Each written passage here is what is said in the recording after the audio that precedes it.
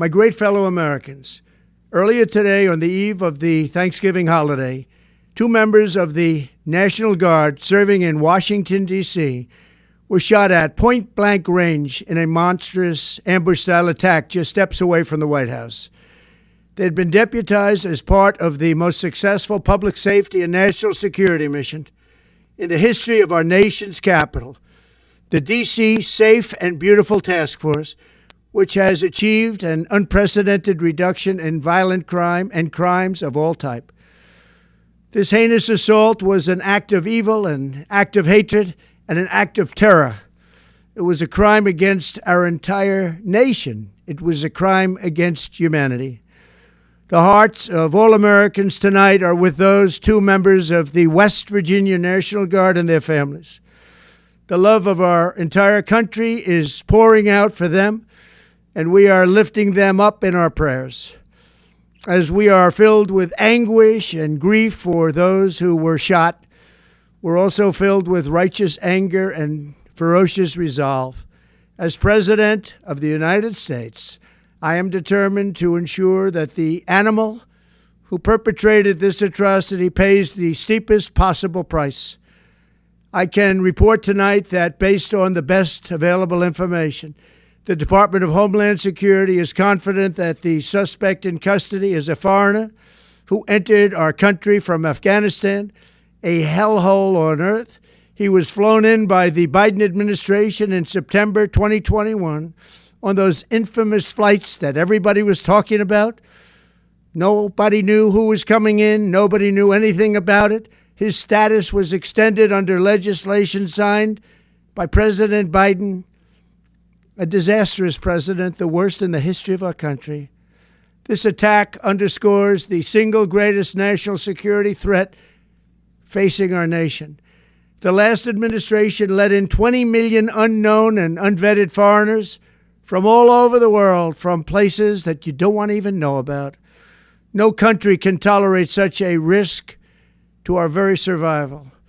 An example is Minnesota, where hundreds of thousands of Somalians are ripping off our country and ripping apart that once great state.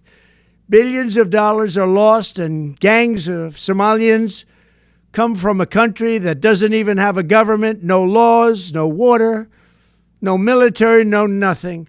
As their representatives in our country preach to us about our Constitution and how our country is no good. We're not going to put up with these kind of assaults on law and order by people who shouldn't even be in our country. We must now re-examine every single alien who has entered our country from Afghanistan under Biden, and we must take all necessary measures to ensure the removal of any alien from any country who does not belong here or add benefit to our country. If they can't love our country, we don't want them. America will never bend and never yield in the face of terror. And at the same time, we will not be deterred from the mission these service members were so nobly fulfilling. That is why tonight I can announce that I have directed the Department of War to mobilize an additional 500 troops to help protect our capital city. We will make America totally safe again, and we will bring the perpetrator of this barbaric attack to swift and certain justice if the bullets going in the opposite direction haven't already done that. During this time of the year, when we gather at home with loved ones, these two patriots were wearing the uniform of our country, patrolling the streets of our capital. They had taken a selfless oath to defend our nation against all enemies, foreign and domestic.